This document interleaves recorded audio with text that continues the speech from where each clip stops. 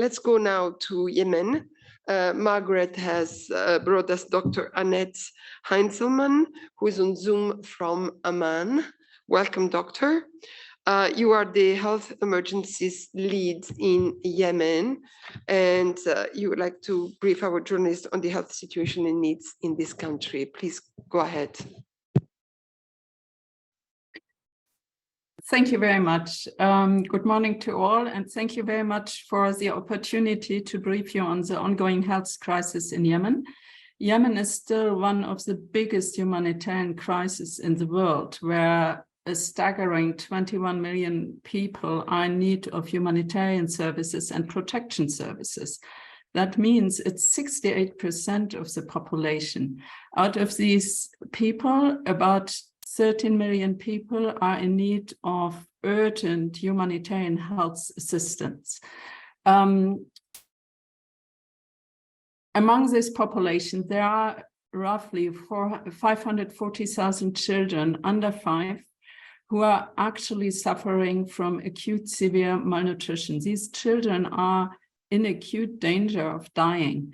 But the problem in Yemen is really the access to health care. There are 46% of all health facilities which are either closed or only partially functioning, and that is due to lack of funding, lack of human resources, lack of supplies, or just destruction of infrastructure. There have been recently talks about peace, and there seems to be a hope, a realistic hope that peace might be achievable in Yemen. However, it is still a critical situation, and the health system is severely overburdened and is really edging close to collapse, whilst the international donors are not providing sufficient funding to avoid a further deterioration of the health system. A major support to the health system is currently the health cluster, that is the organization of UN agencies and NGOs, international and national NGOs working in health. So the health cluster has only received 62 million. That means only 16% of the 392 million which are needed to provide the most basic health services to the most vulnerable population in the country.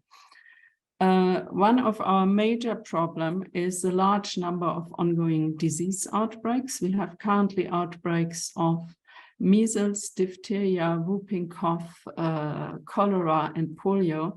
And this is a major burden to an already overstretched health system. In addition, the outbreaks are triggered by the weak access to clean water and safe sanitation services and the low immunization coverage in the country. We have seen, just to be a little bit more specific, only in the first quarter of this year, we have seen more than 13,000 new cases of measles, more than 8,700 cases of dengue fever, and still more than 2,000 suspected cholera cases. And we know these figures are largely underreported because the disease surveillance system is really weak and is not capturing all cases which are occurring. WHO in Yemen is working altogether on 10 pillars. I will not name all the pillars. I just would like to point out our main priorities. So we are working in the coordination of the health response. We work in disease surveillance and outbreak control, and this includes vector control and vaccination in preventative and outbreak response vaccination. We maintain the therapeutic feeding centers across the country, and we work in health service delivery, which is mainly targeting mother and child health care, mental health care, and the treatment of chronic diseases, which is renal failure, hypertension, and diabetes. We have been providing in the last years supplies to the health system, medical equipment, and capacity building, and we have supported partners. And in 2022, we were thus able to reach 7.8 million people. And we have also in 2022 ensured the life-saving care for more than 60,000 children suffering from acute severe malnutrition.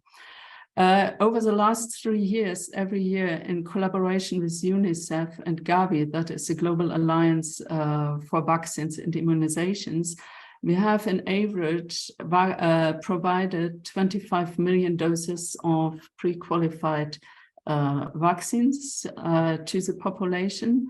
However, over the last months, we have been targeted by widespread misinformation campaigns, which are based on fear and building distrust in the population on vaccination, and also distrust to the UN agencies who are delivering vaccination.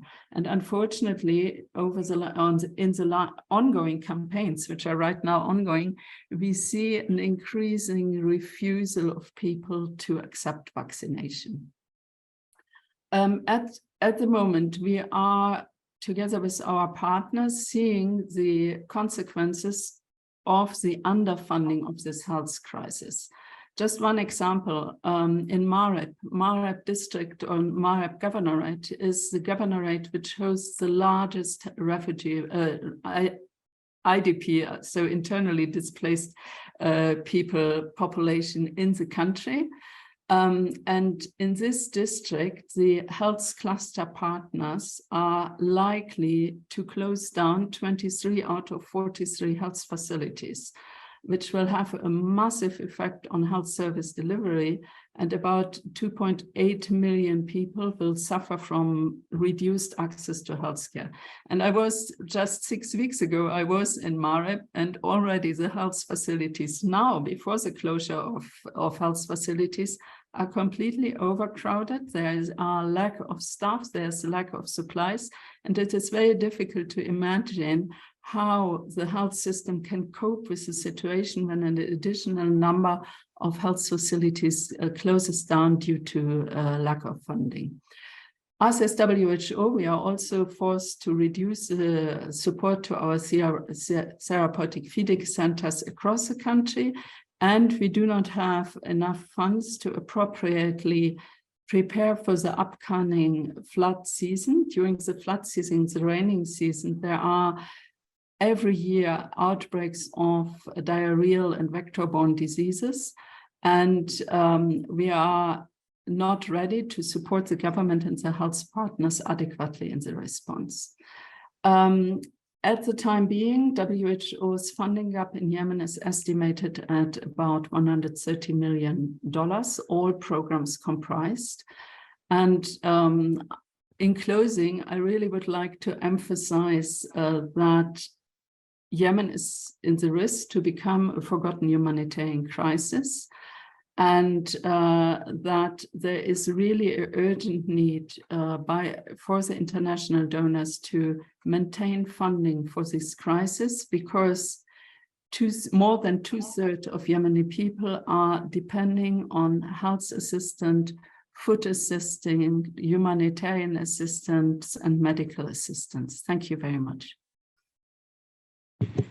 Thank you very much, Dr. Heinzelman. And before I give the floor to the journalists for questions, I just would like to also remind you about Yemen, that yesterday we have distributed to you an information coming from the UN Development Program, which has contracted a company to transfer 1 million barrels of oil off a decaying tanker, which is situated in the on the Yemen's Red Sea coast, and funding is urgently required for this program. We are looking for $29.4 million in order to complete the first phase of this project, which will allow the transfer of the barrels of oil barrels to this to the vessels of this contracted company. And then we are looking for 19 more million for the second phase of the operation, where the tanker will be moved towed to a green scrapping yard so that it can be destroyed. The program is urgent because we are really need to prevent a catastrophic oil spill in the Red Sea. So we are making appeal to donors for this 29 additional million